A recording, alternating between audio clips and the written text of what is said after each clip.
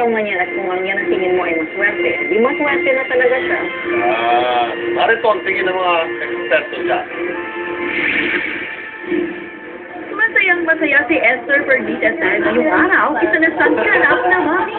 At ang kanyang first baby, natapos pa sa 20 raw na petsang December 12, 2012 o 12-12-12. Bukod pa dyan, hindi lang daw triple 12 ang natungko ni Baby Ashley.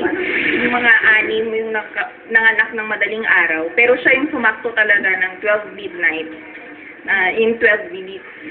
Ngayon pa lang po, tinuturing ko na siyang swerte sa aming buhay.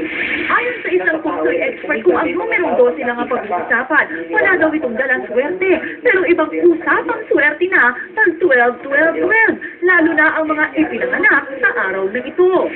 12-12, may swerte yan. Kasi kakaibang number yan. In terms of career, in terms of sa mga sinasabi natin na success, lapitin sila sa mga positive energy. Ang mga mahilig naman sa loto, hindi kinalimutan itaya ang number 12 at nagmamakasaling maging instant milyonaryo sa araw na ito. Pati ang kombinasyong may numerong 12, sold out na sa mga loto outlet.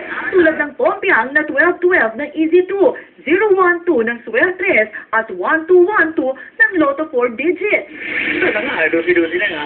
Pero sold out naman. Sold out. Sold out. Ayaw patayan eh. Pero ang inaasahang swerte, baka mas lalo daw maging malas. Yung mga special number nito, ito yung ginagamit to sa lalo na sa mga positive, hindi sa negative. Pag nag-stay ka sa negative, kasi ginamit mo ito, mas lalo lang may balik sa ito. Imbes na isugal ang numero, gamitin daw bilang magandang simula, tulad ng pagtatayo ng negosyo o bahay. Swerte rin daw ang mga kinasal ngayong araw.